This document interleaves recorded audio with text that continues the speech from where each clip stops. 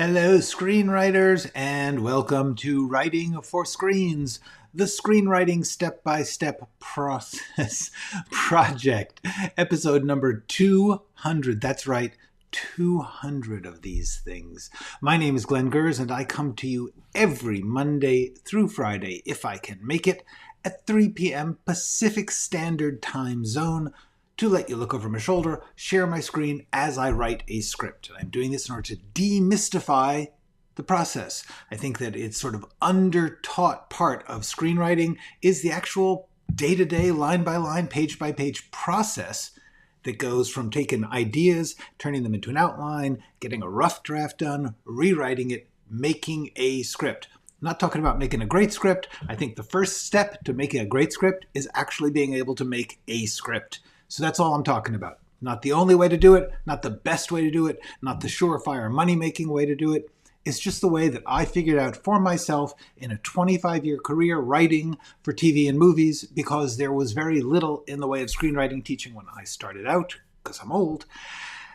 And that's it. I'm just letting you watch me do it, walk through it, in case it will help you when you face the blank page. Tools, tricks, tips, ways I do things. You don't have to take all of them. You don't have to take any of them. You don't have to watch all of these things. Don't watch 200 hours. Spend 200 hours doing your stuff. Watch mine for 5 hours. Just try and pick up a sense of how the process works. Getting things down in a rough way, stepping away from going back and saying, okay, now I've got questions to ask because I've got something to work with. That's the process. Don't gotta overthink it. It's not that complicated. Honestly, you can figure this out without me. I'm just trying to help you not reinvent the wheel. There's some stuff that maybe I can show you. That'll help. Okay, happy 200. Thank you, Donna. Thank you, Matt. And Jonathan and Orfe. Thank you all. Yeah, 200. I know. It's terrifying that I have spent 200 hours doing this. And you know what?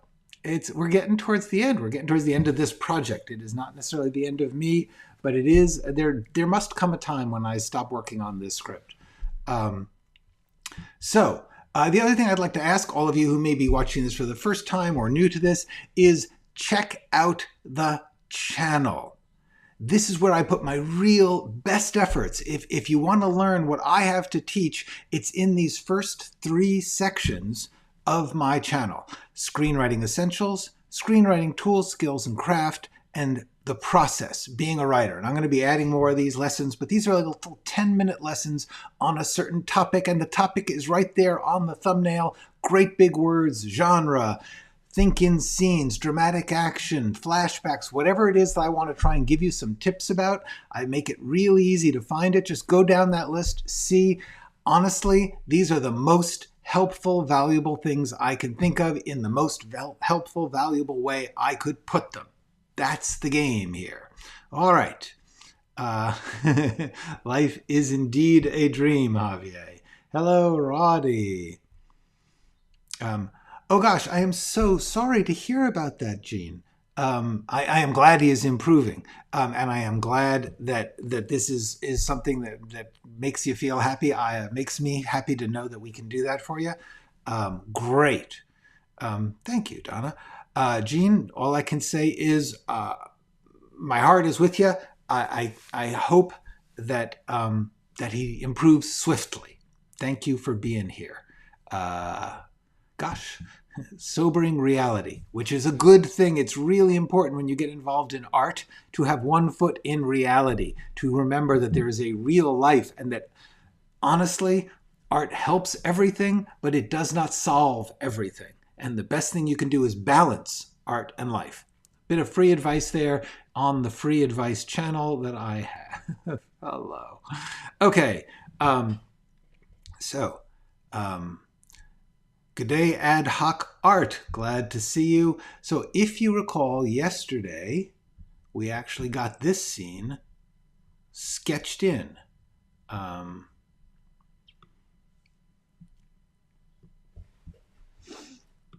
Now they didn't really talk much, so maybe I should think about this. Is there anything else in this scene I can add?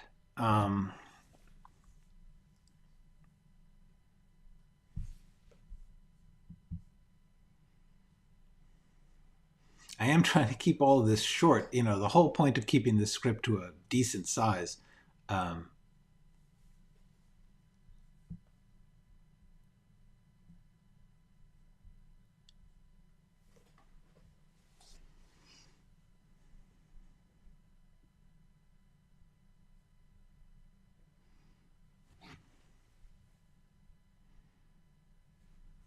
Okay.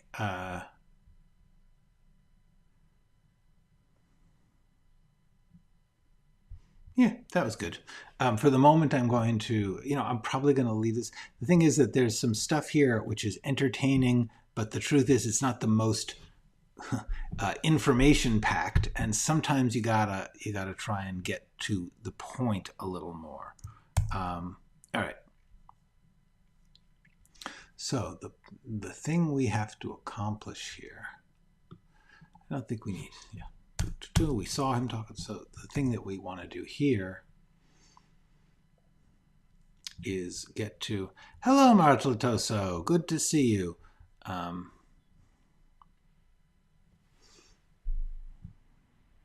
See, here we go.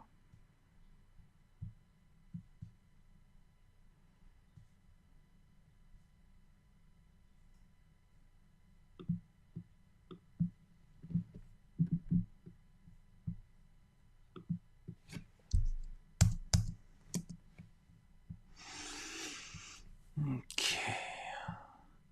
That is entirely true that he said that. I can't say I believe it is entirely true. However, I do believe that Keith said it, and it's great to hear. It's always good to have a bit of romantic philosophy. Okay, so hello, Kirby. Good to see you. We are just trying to work out. I'm just trying to figure out where this goes. For the moment, nowhere. We're just going to delete it. Boom. Look at that. Saved to half a page. Okay. Yeah, I know it is. It's truly incredible. 200 episodes and counting. I'm still at it.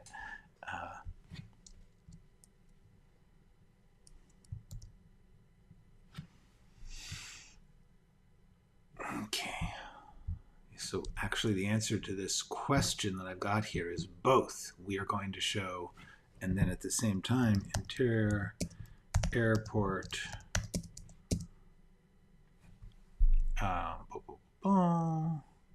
interior airport the same time.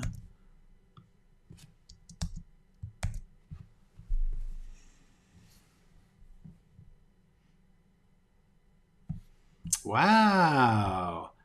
Hey Maria, great to see you. So glad. 2 days in a row. You are clearing the decks at the office to grab a minute here as we churn ahead in this script.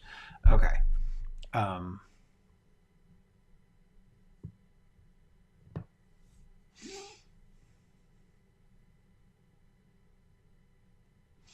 So now what I'm trying to do is I'm picturing these two scenes that I have to write. Okay, that's the first thing you try and do is you picture what is actually happening. This is my advice: is actually think about what's actually happening in the moment, and then you can figure out how to do it. So you're very, very welcome. I'm so glad it's helpful. That is really the only reason I'm doing this. Okay. So what we're trying to figure out is we've got Cameron singing to Xena's mom and dad and FaceTiming it so that Xena can see it as she gets off the plane. So the question is, I want to start while it's going on. This just should not be a long scene, so therefore I don't want to show her calling and connecting and making the call and then starting the song. I just want to come right in on the song.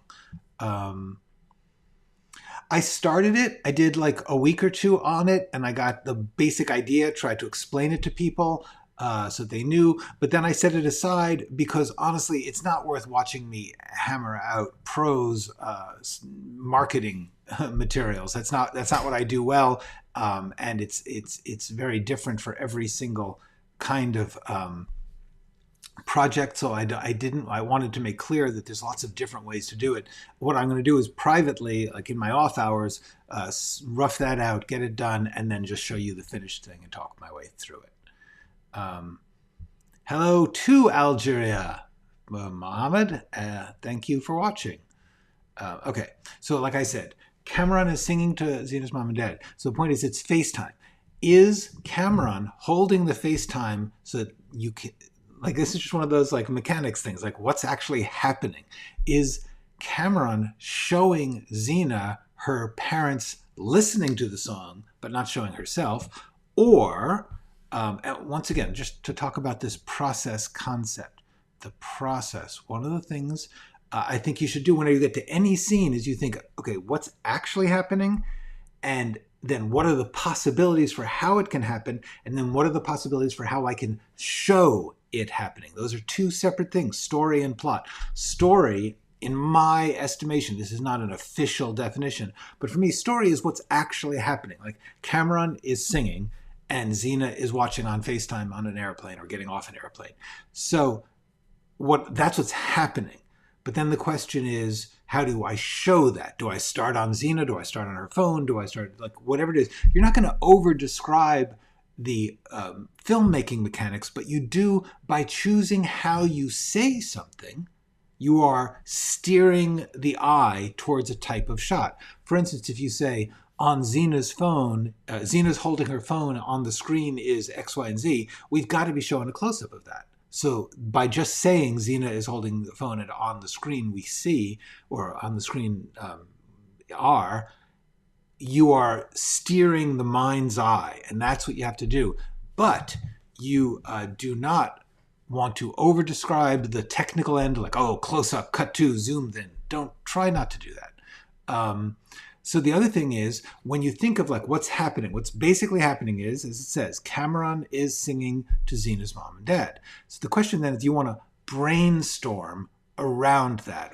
This video I did on brainstorming talks about the idea that brainstorming is when you are very free associative on a specific question. You're not just thinking what can happen. You're thinking, as Cameron sings to mom and dad and FaceTimes to Zena, how is that happening? And then you brainstorm that very specific question.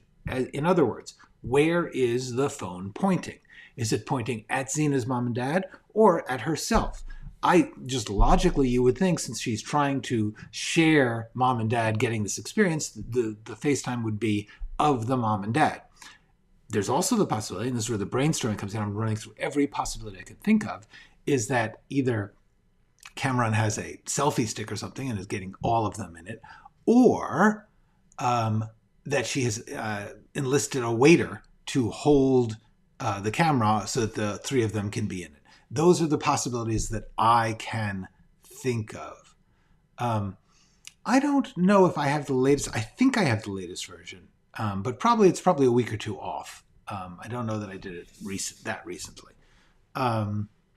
But it's pretty recent. Likewise, the outline. Okay, so you know what? I think there's a waiter. Now, first of all, also, what is a waiter holds Cameron's phone, FaceTime Cameron as singing to Zena's mom. Standing by.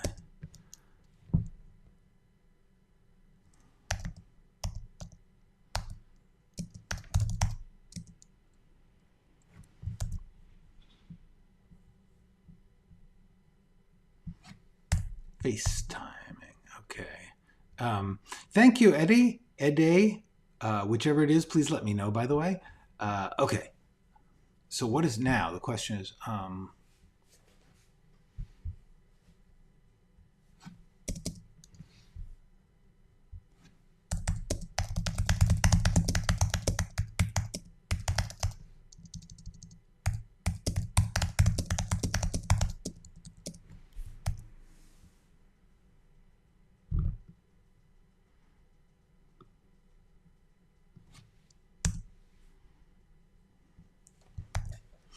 Now, the point is, do I want it to be a song that we have heard of, a made-up song that we haven't, but is some kind of particular style, or, of course, just Happy Birthday? But Happy Birthday just doesn't feel big enough. I mean, the point is that Xena got Cameron to go.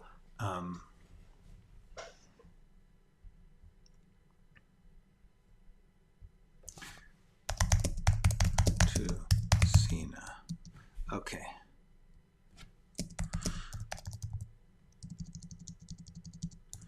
In top hat and flamboyant tuxedo.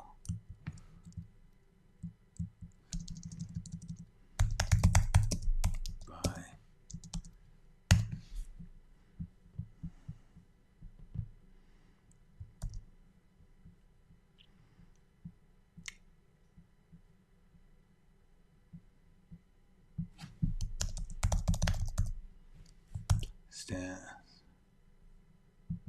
singing. All right. So what I'm doing is I'm going to start with Cameron singing and then put the waiter, who is less important. I don't want to start with the waiter. I want to start with Cameron.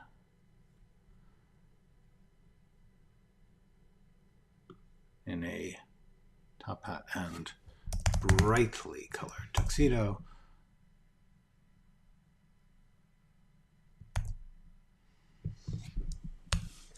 So the question then is Cameron singing a known song? The obvious answer is you don't really want to specify a song because that is a rights issue. You don't have the rights. By specifying it in the script, you are making it more than likely that it will be extremely expensive. So therefore,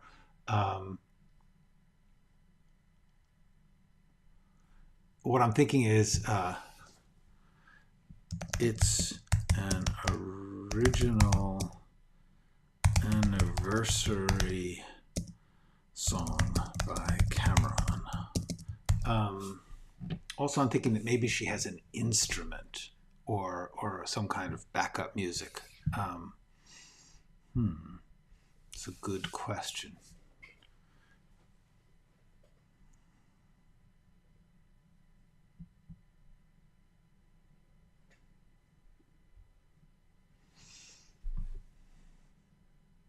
Yeah.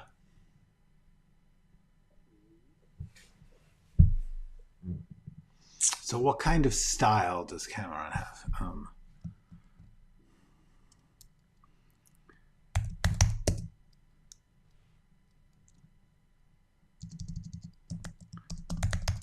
Writes in a kind of trippy, psychedelic style. So Xena's mom, dad are forcing their smiles a bit. Baffled. Okay. Psychedelic. There we go.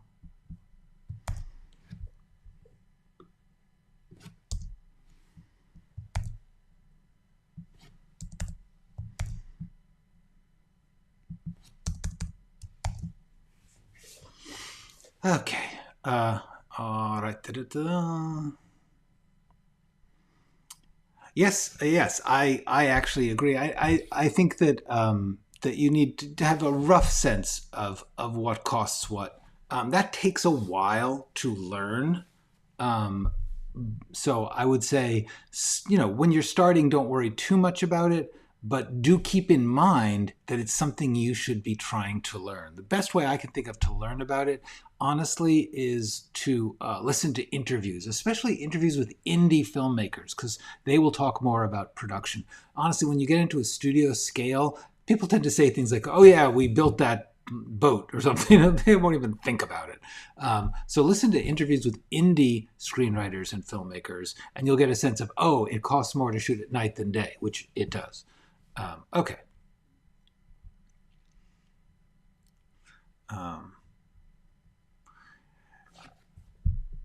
He started writing the script with a storyboard in mind, which then led to him doing yes. Yes, well, it's kind of the other way around. He wrote with the story in mind because he wanted to direct it. He did indeed. He knew what he was when he was writing it. He was planning to direct it, so he was kind of semi-pre-directing it as he wrote it. What is fascinating, of course, always is no matter how much you think you've got it planned, the truth is many, many things will change as it goes on, just for all sorts of reasons. One of the main reasons, which is an interesting one, is I think there's a deleted scene of this. There were originally in the script, and they shot scenes of the teacher in his home life. And that they realized that demystified this person. That in fact, it was really important not to see him anywhere except in that classroom where he was so dominating. And then, of course, at the end, when we meet him in the last act in a cafe, it's a powerful insight. And that scene is a tremendous scene in which he talks in the cafe to his former student. Anyway, yeah, good stuff. Okay, well, look at that. We got a whole scene. There we go.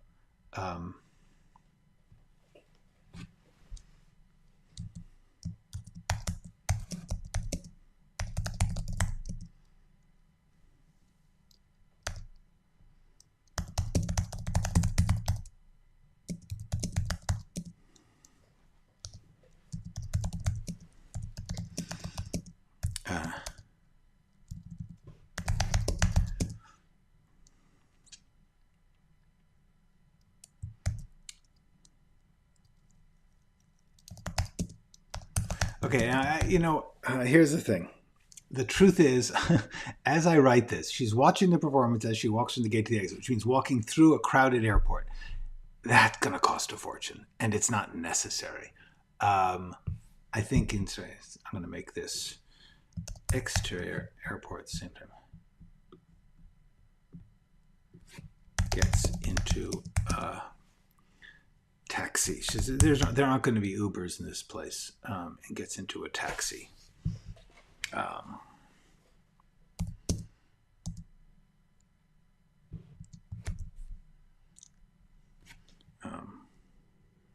Loads her luggage and then gets in.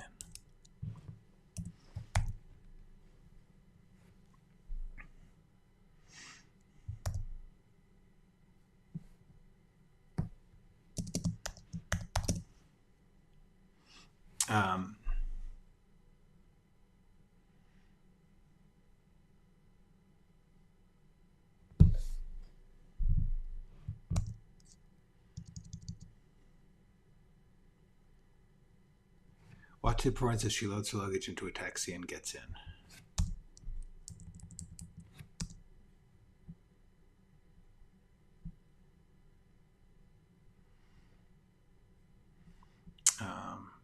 Hi, Di.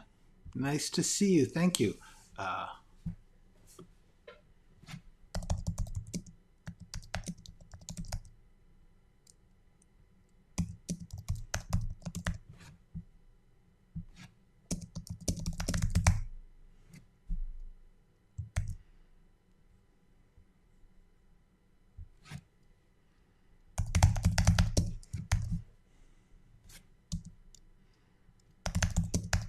Taxi. Continuous. Okay. Hi, Maisie. Nice to see you. Glad that you are here. We are writing. We are writing. I'm writing this scene of Cameron singing, and so now Xena.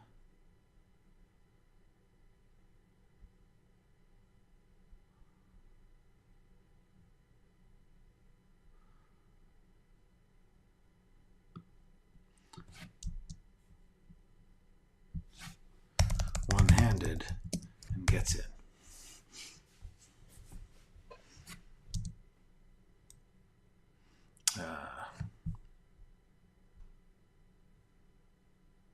Hi, Larry. Okay.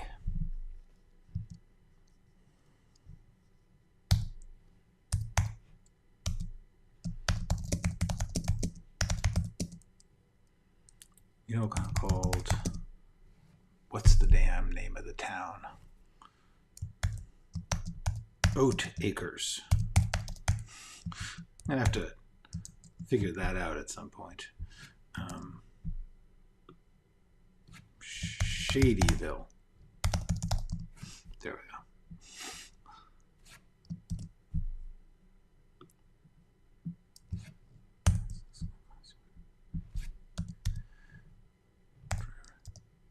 It's going to cost you a fortune. Yeah, that's going to cost you a fortune. That's all right. You have a fortune. There we go. Yeah, nice to see you. Thank you. Everyone's doing pretty well. We're getting by.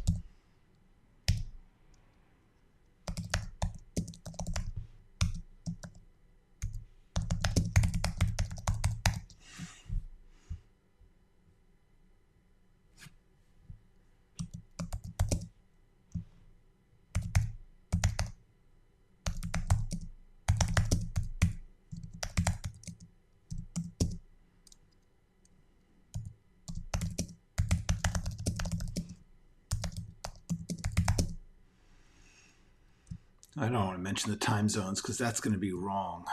The truth is, unless it's a breakfast, the truth is that she wouldn't be getting into the cab at this point. So we're going to pretend that that's not happening.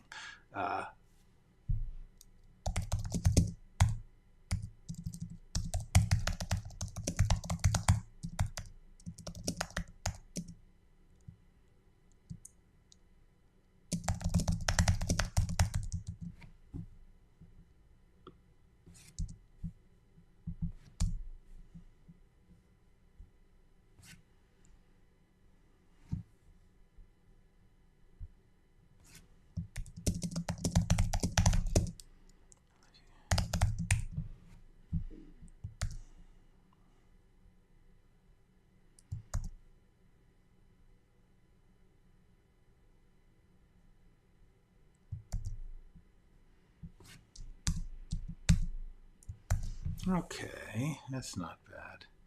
Yeah, I decided it was too perfect. Okay. All right, good. Well, that's a thing. That's a rough draft. That is what rough drafts are all about. Roughly getting it. Okay, so that's good. Okay, good. Okay, so now we're looking for, okay, this is after Xena and is talking to them. Okay. Your brain is saying that because you're looking for a good joke, but I'm not going to do it. Okay.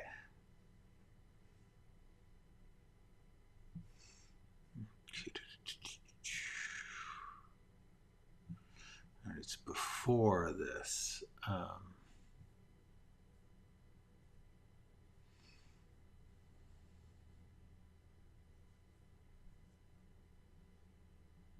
Okay, I'm going to have to split this scene up. That's what's going on here. because this scene goes right.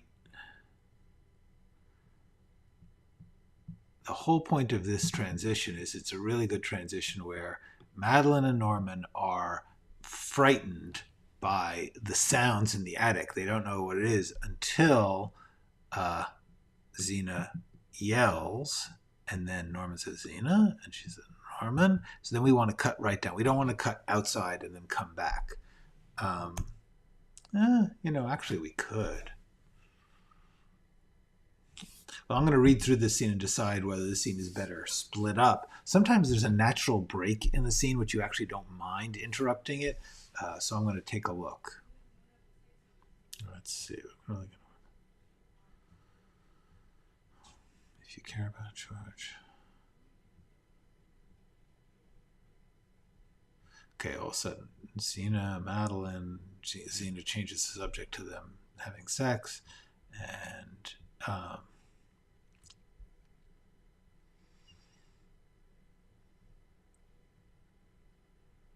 yeah, no, this scene shouldn't be interrupted, I don't think. Which is fine. Boom. Exterior. George's street, not street. Street. There we go. Boom.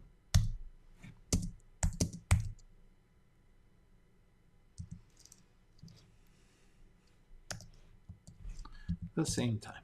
Okay.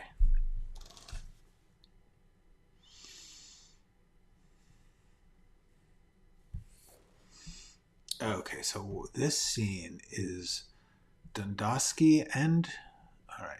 So we got what's happening. Always start with what's actually happening in the moment, which is McLean is driving up and finds Ted and Dundosky hanging out and joins them discussing the scene. Interesting. Actually, we don't want it to be here. We want it to be...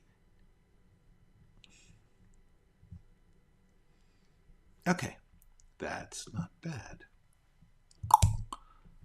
Okay, so it's at the end of this scene because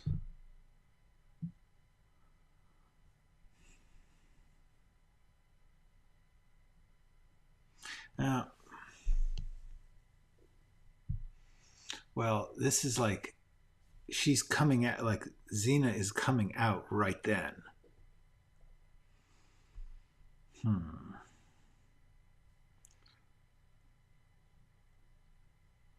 So this is just a chronology thing. When Xena comes out of the house, these three guys see her. So either this scene can't end with the front door slamming, or the next scene... See, the next scene has to be them meeting, and then they get interrupted by her coming out.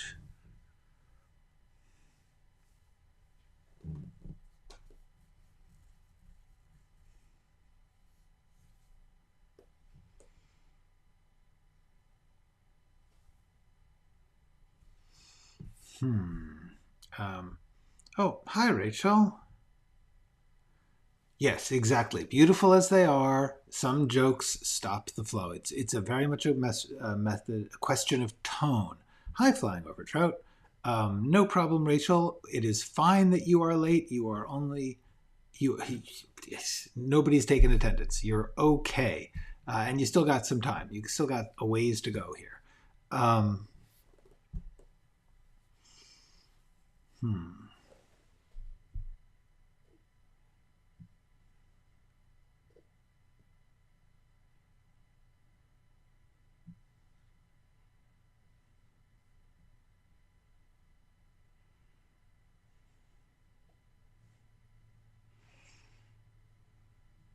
See, this is I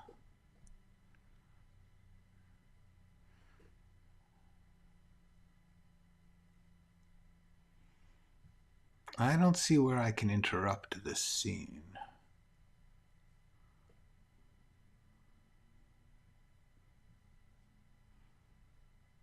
So the only question would be, I could put McLean arriving here. It just would mean that it doesn't end with, yeah, that's actually what I'm going to do. That it doesn't end with her coming out. It ends with them watching. And then the next scene, when she comes out, she'll see them. That's what I'm going to do. See, when you're thinking out the steps, the most important thing to figure out is what is actually happening. Like, is it that when she comes out, she sees them and it's ending their scene? Or is it more important that when she comes out, what she sees is that they're there and she goes, now I can take an action. So it's always not just about the mechanics, but about the emotional flow of the scene. And what's most important in this sequence is Xena's arc, not these guys. All right. Hi, Dana C. Scott. Hello. I am glad that you're lurking, and sewing is excellent. You are welcome. Lurk away. Writing and world building is great. I'm actually working on a lesson video about world building. So take a couple of months, but these lesson videos are coming. Okay. So this scene is changing with them waiting for her. Okay. All right.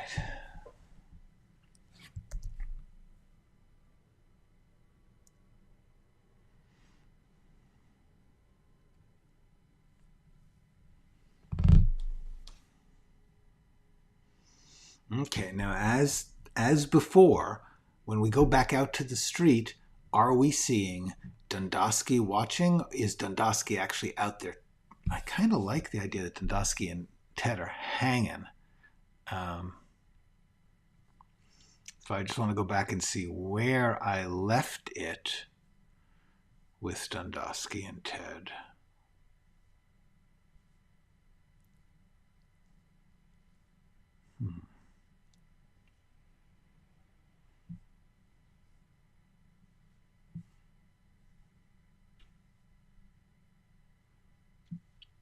Oh, Dundosky and Ted were quite a while ago. And Dundosky went back. Yeah, Dundosky.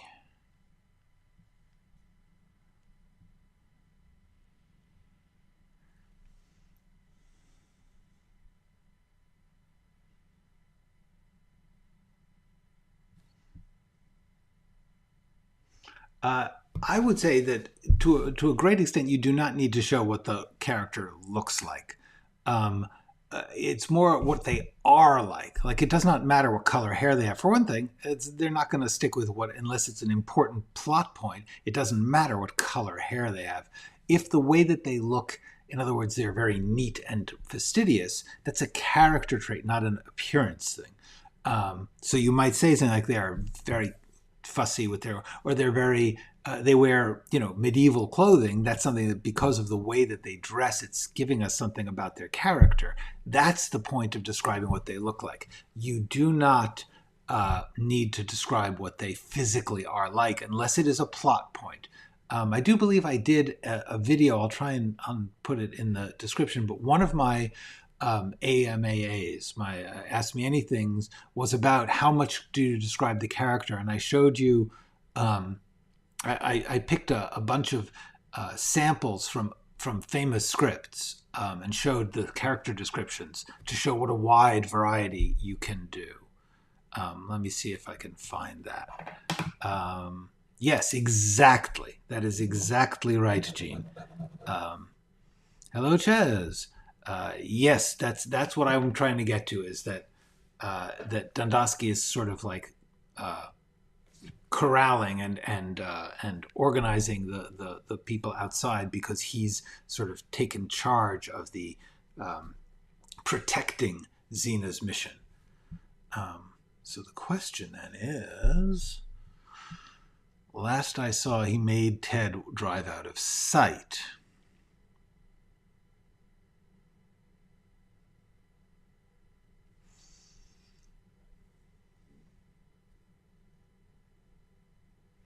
So what I'm picturing then, if Ted's RV is out of sight,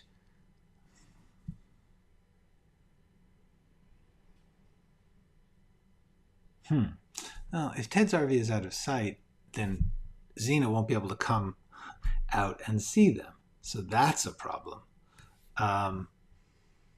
Yes, I'm very excited for Barbie. I'm just a little worried. I don't want to get too excited because it's not going to be out for a long time.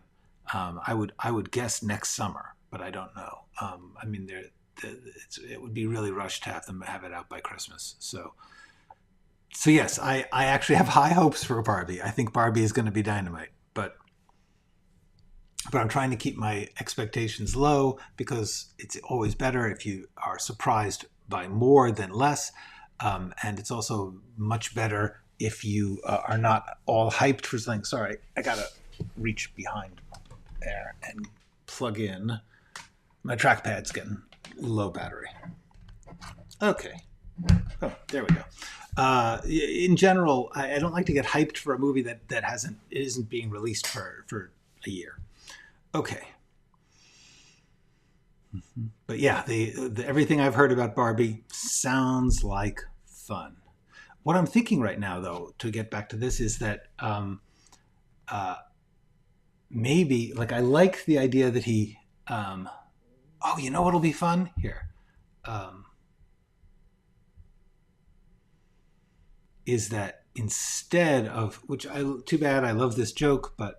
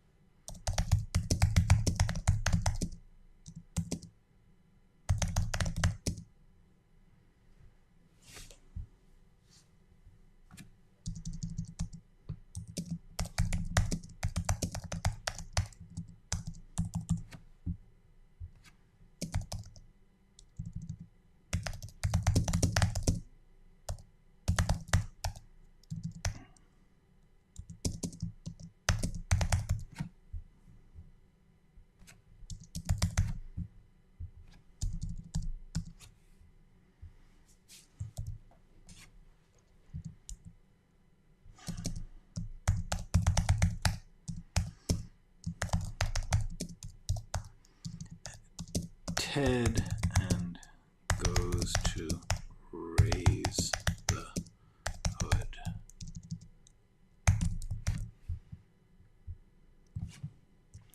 It dies. Okay, so now what's happened is Ted pulled up outside. No, but here's the problem with that. Okay.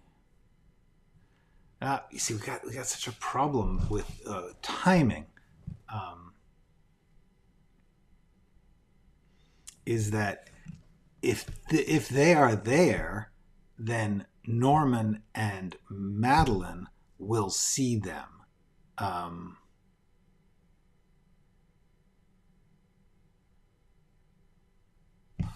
You know what I'm going to do?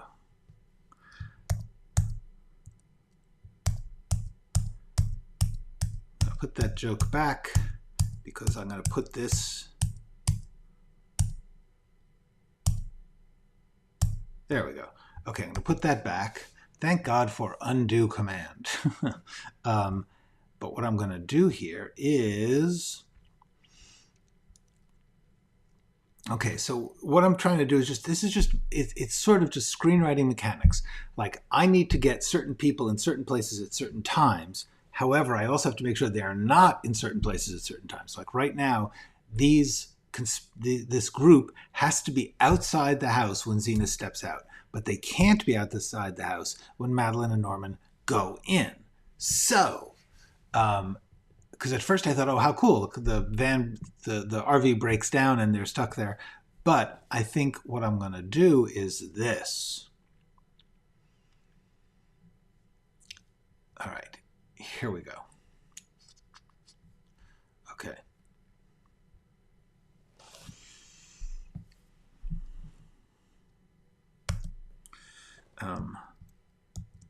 Actually, so this is going to be interior McLean's rental car at the same time. Okay. Has rented a fabulous red sports car. He's rented a fabulous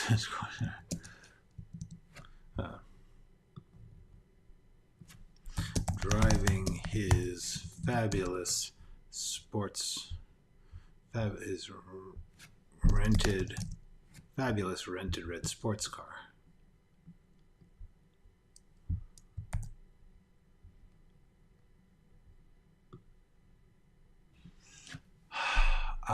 Just trying to figure if like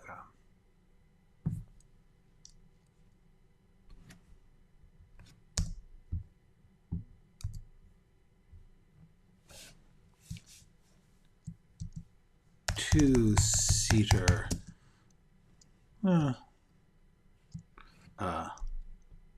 sports car approaches George's Street. As he does, he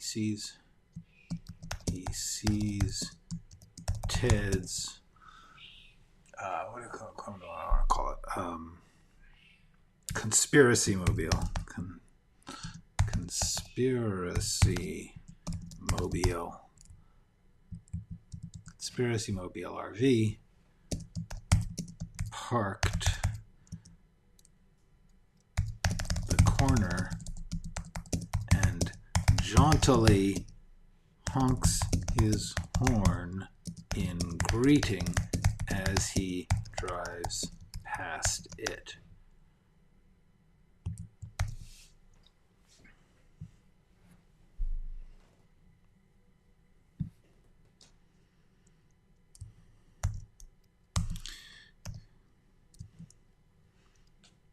All right.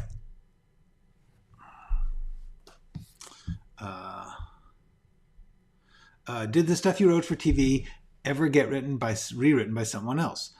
Yeah, no, it happens even more on TV than features. But honestly, it just happens to everybody. It happens to everybody all the time. It is the rare exception that you do not get rewritten. But on TV, the whole point of writing for TV is you're writing on a staff for a showrunner, which means that you are providing raw material which others are going to rework.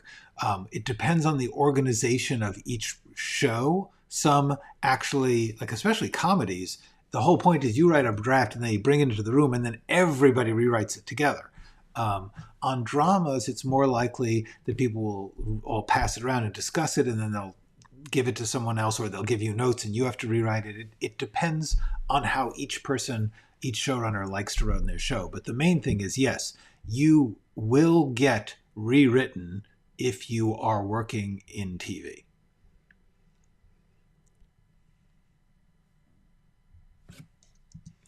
Okay, so I've got McLean driving past. Then I want to show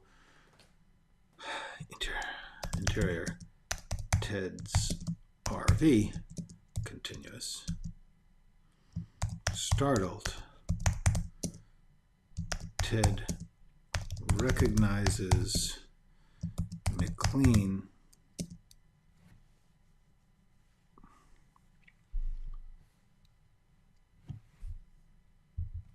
takes a second to recognize McLean.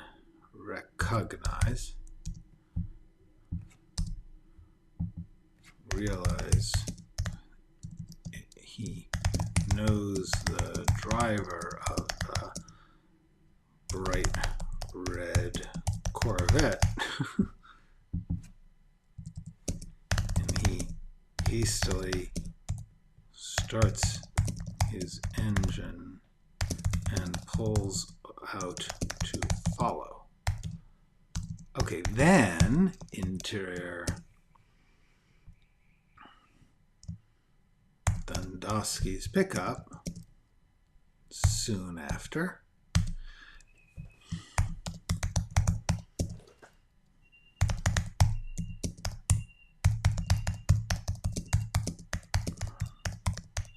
Watches the Corvette. I'll just call it a Corvette up here. Fancy rented.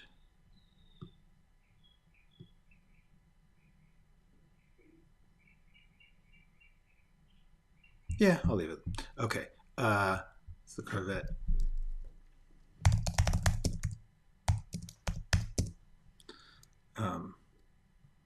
Cruises past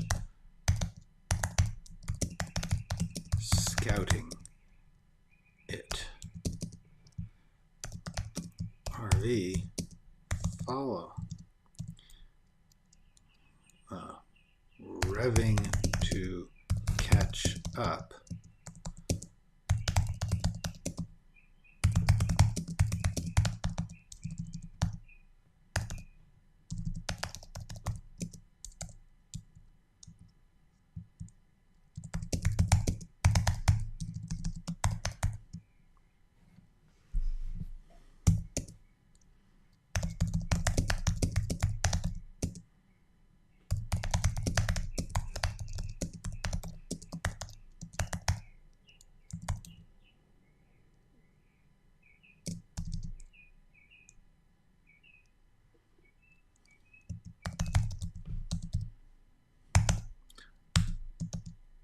Oh, for fuck's sake. Okay, so don't look at that. I'm cursing. Here, we're gonna, for the moment, we're gonna do that because we are on YouTube and we want to make sure that we do not offend potential advertisers, which is fair.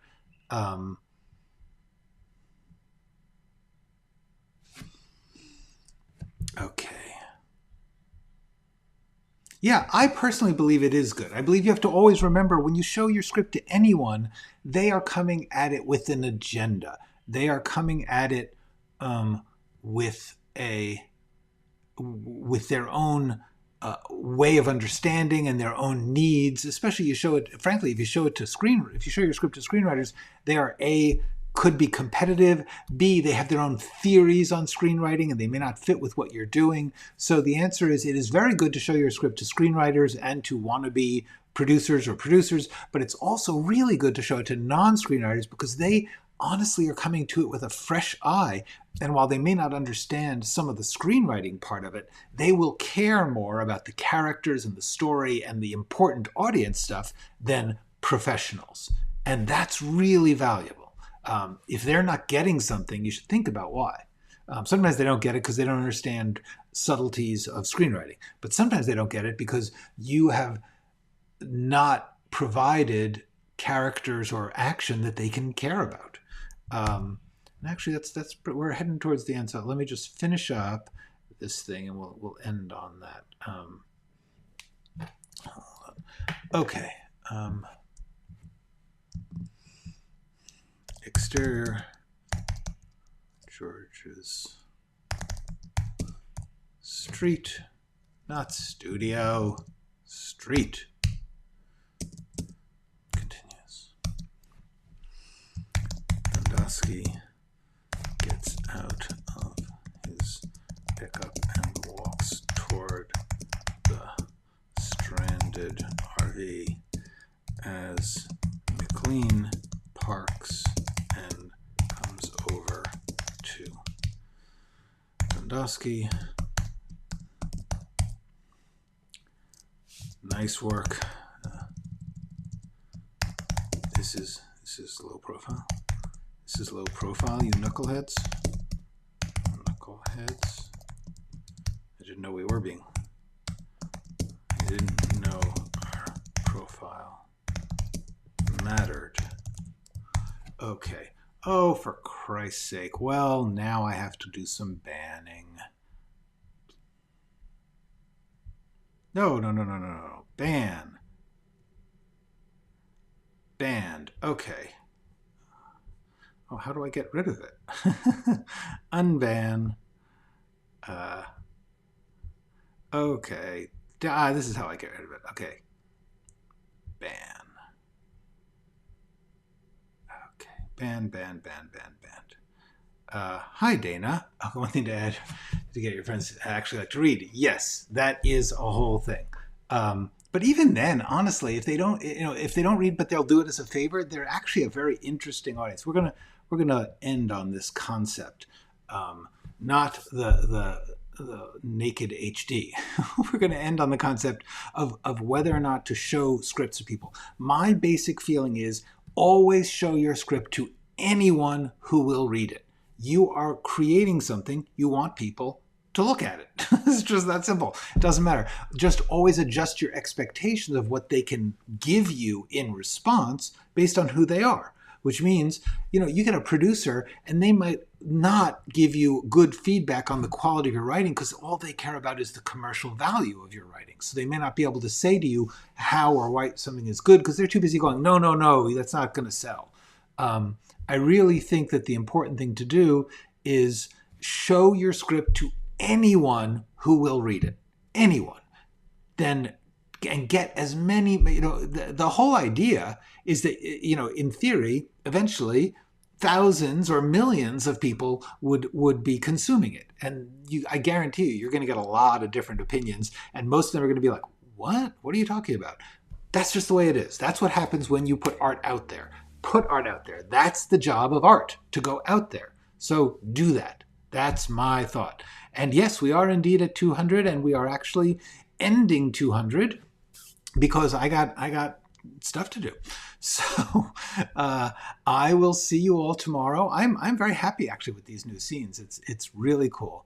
A jealous sibling should be banned. You mean a jealous sibling should be banned from reading your writing? Yeah, probably. I mean, I have seen that kind of sadistic sibling relationship where they just want to hurt each other. And in that case, yeah, no, don't show your script to anyone who you know is actively out to hurt you. that's my caveat. Otherwise, show your script to everyone. Thank you very much. Jean, I hope your husband is doing better. Please give him our best. Tell him we're pulling for him. And thank you, and all you, go write something and get sleep and drink water.